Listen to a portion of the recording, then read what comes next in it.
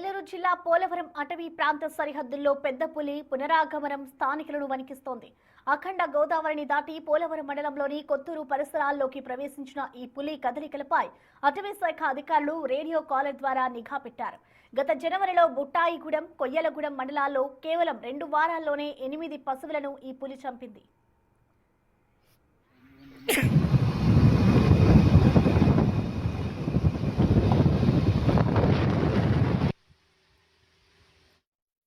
తెలంగాణలోని కవాడిగుండ్ల అడవుల నుంచి వచ్చిన ఈ మగపులి సబ్ అడల్ట్ కావడంతో అడవి జంతువులను వేటాడే నైపుణ్యం తక్కువగా ఉందని, అందుకే సులభంగా దొరికే పశువులను లక్ష్యంగా చేసుకుంటోందని అధికారులు విశ్లేషిస్తున్నారు. పులి సంచారం దృష్ట్యా 36 గ్రామాల్లో అధికారులు హై అలర్ట్ ప్రకటించారు. డ్రోన్లు, ట్రాప్ కెమెరాలతో గాలింపు చేపడుతూ ప్రజలు అప్రమత్తంగా ఉండాలని హెచ్చరికలు జారీ చేశారు.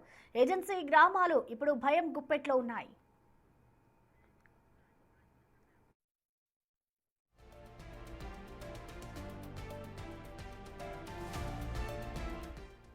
వేటాడే నైపుణ్యం తక్కువగా ఉండడం వల్ల ఈ పులి అడవి జంతువుల కంటే పశువులనే ఎక్కువగా లక్ష్యంగా చేసుకుంటోంది.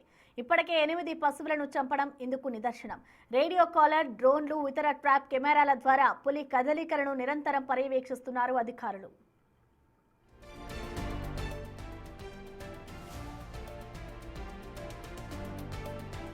అటవీ శాఖ హై అలర్ట్ ప్రకటించిన 36 గ్రామాల్లో ప్రజలు తీసుకోవాల్సిన జాగ్రత్తలు ఎలాంటివో చూస్తే, ఒంటరిగా వెళ్లకండి, అటవీ ప్రాంతాలకు లేదా పొలాలకు వెళ్లేటప్పుడు గుంపులుగా వెళ్లడం మంచిదని సూచిస్తున్నారు. సమయపాలన కూడా ముఖ్యమేనంటున్నారు. సూర్యాస్తమయం తర్వాత సూర్యోదయానికి ముందు బయటకు రాకపోవడం మంచిదంటున్నారు.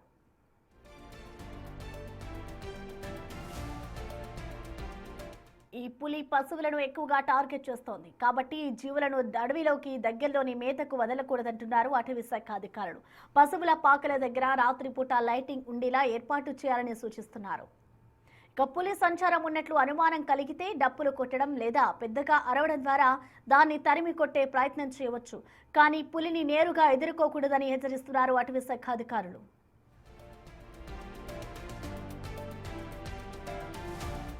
వన్యప్రాణుల సంరక్షణ, మానవ ప్రాణాల రక్షణ రెండూ ముఖ్యమే. కాబట్టి అటవీ శాఖ వారు ఈ పులిని సురక్షితంగా తిరిగి అడవిలోకి పంపే వరకు అప్రమత్తంగా